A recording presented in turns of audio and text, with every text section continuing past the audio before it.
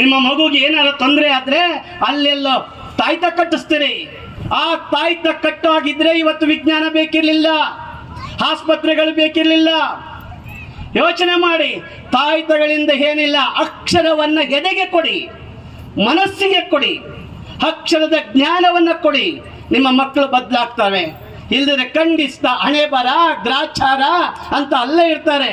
ಗ್ರಾಚಾರ ಬರ್ಕೊಳ್ಳೋರು ನಾವೇ, ಹಣೆ ಬರ ಬರ್ಕೊಳ್ಳೋರು ನಾವೇ. ಯಾವ ದೇವರು ದಿಂಡ್ರುಗಳು ನಮ್ಮನ್ನು ಬರೆಯಲ್ಲ. ಕೇಡು ಮಾಡುವ ದೇವರು ದೇವರೇ ಅಲ್ಲ. ಆ ದೇವರು ನಾವು ಯಾಕೆ ಪೂಜೆ ಮಾಡಬೇಕಾಗಿದೆ? ದೇವರು ನಮ್ಮ ನಡವಳಿಕೆಯಲ್ಲಿರಲಿ, ನಮ್ಮ ಆಟಿಟ್ಯೂಡಲ್ಲಿರಲಿ, ನಮ್ಮ ಗೌರವದಲ್ಲಿರಲಿ. ಅದಕ್ಕಾಗಿ ನೂರಾರು ಗುಡಿ ಗುಂಡಾರಗಳನ್ನು ಸುತ್ತಿಸೋದು ಬದಲು ಮಕ್ಕಳಿಗೆ ಒಳ್ಳೆ ಶಾಲೆ ಕೊಡಿ, ಒಳ್ಳೆ ಶಿಕ್ಷಣ ಕೊಡಿ, ಒಳ್ಳೆ ವ್ಯಕ್ತಿತ್ವ ಕೊಡಿ. ನಿಮ್ಮ ಮಕ್ಕಳು ಬದಲಾಗ್ತಾರೆ. ಇವತ್ತು ನನಗೆ ತುಂಬ ಖುಷಿ ಆಯಿತು. ಇಲ್ಲಿ ಯಾರೋ ದೀಪ ಹಚ್ಚು, ಇಲ್ಲಿ ಯಾರೋ ಇನ್ನೇನೋ ಹಚ್ಚು. ಒಂದೇ ಒಂದು ಹಾಡಿನ ಮುಖಾಂತರ ಜ್ಞಾನ ನಾವು ಉದ್ಘಾಟನೆ ಮಾಡಿದ್ವಿ. ಅಲ್ಲೂ ಬದಲಾಗಬೇಕಾಗಿದೆ. ಗಂಟೆಗಟ್ಟಲೆ ಇದನ್ನು ಹಾಡನ್ನು ಹೇಳಬೇಕಾಗಿರಲಿಲ್ಲ. 2 ನಿಮಿಷದಲ್ಲಿ ಹಾಡು ಮುಗಿಬೇಕು, ಅರ್ಥ ಮುಗಿಸ್ಬೇಕು. ನಾವು ಬದಲಾಗಬೇಕಾಗಿದೆ. ಸಮಯ ನಮಗಾಗಿ ಕಾಯ್ತಾ ಇಲ್ಲ, ಸಮಯಕ್ಕಾಗಿ ನಾವು ಕಾಯಬೇಕಾಗಿದೆ. ಸ್ವಾಮೀಜಿ ಹೇಳ್ತಾ ಇದ್ರು, ನೀವು 6 ಕಿಲೋಮೀಟ್ರ್ ಬಂದಿದ್ದೀರಿ, 600 ಕಿಲೋಮೀಟ್ರು, ನಾನು 400 ಕಿಲೋಮೀಟ್ರ್ ಬಂದಿದ್ದೀನಿ. ಮಕ್ಕಳಿಗೆ ಏನಾರು ಒಂದಿಷ್ಟು ಕೊಡಬೇಕಾಗಿದೆ. ತಾಯಂದಿರ ನಾವೇನು ತಗೊಂಡು ಬಂದಿಲ್ಲ, ಏನು ತಗೊಂಡು ಹೋಗ್ತಾ ಇಲ್ಲ, ಏನೂ ತಗೊಂಡು ಬಂದಿಲ್ಲ. ಒಂದಿಷ್ಟು ಜನರ ಮನಸ್ಸಿಗೆ ನೋವಾಗ್ದಂಗೆ ನಡ್ಕೊಳ್ಬೇಕಾಗಿದೆ. ಇಲ್ಲಿ ಬಾನಮತಿ ಕೇಸ್ ಜಾಸ್ತಿ ಇದೆ. ಬಾನ ಅಂದರೆ ಎಡ ಅಂತ, ಮತಿ ಅಂದರೆ ಬುದ್ಧಿ.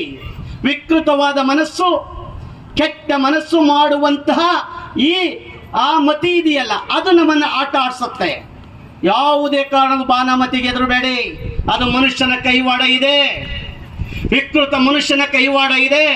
ನಾವೆಲ್ಲ ಮಾನಸಿಕ ಕಾಯಿಲೆಗೆ ತುತ್ತಾಗ್ತಾ ಇದ್ದೀವಿ, ಮಾನಸಿಕ ರೋಗಿಗಳಾಗ್ತಾ ಇದ್ದೀವಿ. ದೇಹಕ್ಕೆ ಕಾಯಿಲೆ ಬಂದರೆ ಅದು ವಾಸಿಯಾಗತ್ತೆ, ಮನಸ್ಸಿಗೆ ಕಾಯಿಲೆ ಬಂದರೆ ವಾಸಿಯಾಗಲ್ಲ, ವಾಸಿ ಮಾಡ್ಕೊಳ್ಬೇಕಾಗತ್ತೆ. ಆದ್ರಿಂದ ನಾವು ಯಾವತ್ತು ನಗ್ತಾ ಇರೋಣ, ಖುಷಿಯಾಗಿರೋಣ, ನಗೋಣ. ನನ್ನ ದೇಹ ನನ್ನ ಮನಸ್ಸು ನಗ್ತಾ ಇದ್ರೆ ನಾವು ಇಡೀ ಜಗತ್ತು, ನಮ್ಮ ಕುಟುಂಬ ನಗ್ತಾ ಇರುತ್ತೆ. ಆದ್ರಿಂದ ನಿಮ್ಮ ಮಕ್ಕಳನ್ನ ಗುಡಿ ಗುಂಡಾರಗಳಿಗೆ ಹೋಗಿ ಅಲ್ಲಿ ಇನ್ನೇನೋ ಮಾಡಿಸೋ ಬದಲು ದಯವಿಟ್ಟು ನಿಮ್ಮ ಮಕ್ಕಳ ಮುಂದೆ ಕೂತ್ಕೊಂಡು ಕಾಲ ಕಳೀರಿ. ಇವತ್ತು ನಾವು ಮಾಡ್ತಾ ಇದ್ದೀವಿ ಪೋಷಕರು, ನಮ್ಮ ಮಗು ಚೆನ್ನಾಗಿ ಓದ್ಲಿ, ನನ್ನ ಮಗು ಅಲ್ಲಿರ್ಲಿ. ತಾಯಿ ಎದೆ ಹಾಲು ಕುಡಿಸ್ತಾ ಇಲ್ಲ ಮಗುಗೆ, ಯಾಕೆ? ತನ್ನ ಅಲಂಕಾರ ಹೋಗುತ್ತೆ ಅಂತ. ತಾಯಿ ನೀವೆಷ್ಟು ಚೆನ್ನಾಗಿ ಮಗುಗೆ ಎದೆ ಹಾಲನ್ನು ಕುಡಿಸ್ತಾರೆ ಅಷ್ಟು ಪ್ರೀತಿ ಬರುತ್ತೆ, ಬಾಂಧವ್ಯ ಬರುತ್ತೆ, ಮಾತೃವಾತ್ಸಲ್ಯ ಬರುತ್ತೆ. ಅದನ್ನು ಕಳ್ಕೊಳ್ತಾ ಇದ್ದೀವಿ ನಾವು. ಮಗು ಹುಟ್ಟಿದಾಗ ತೊಟ್ಲಿಗೆ ಹಾಕೋ ಬದಲು ಮಕ್ಕಳನ್ನ ಕಾನ್ವೆಂಟ್ಗೆ ಹಾಕ್ತಾ ಇದ್ದೀವಿ.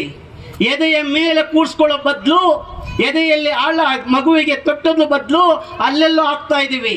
ಇವತ್ತು ಮಗು ಹುಟ್ಟಿದ ತಕ್ಷಣ ಕಾನ್ವೆಂಟಲ್ಲಿ ಓದಿ, ಅಲ್ಲೆಲ್ಲೋ ಆಶ್ರಮದಲ್ಲಿ ಓದಿ, ಅಲ್ಲೆಲ್ಲೋ ರಿಹ್ಯಾಬಿಲಿಟೇಷನ್ ಅಲ್ಲಿ ನೋಡಿ, ಅಲ್ಲಿನ್ನೆಲ್ಲೋ ಇದರಲ್ಲಿ ವಸತಿ ಗೃಹದಲ್ಲಿ ಓದಿ 25 ವರ್ಷ ಆ ಮಗು ಚೆನ್ನಾಗಿ ಓದಿ ಬರ್ತಾನೆ, ರ್ಯಾಂಕ್ ಬರ್ತಾನೆ, ಖುಷಿಯಾಗಿ ಬರ್ತಾನೆ, ಕೆಲ್ಸಕ್ಕೆ ಹೋಗ್ತಾನೆ.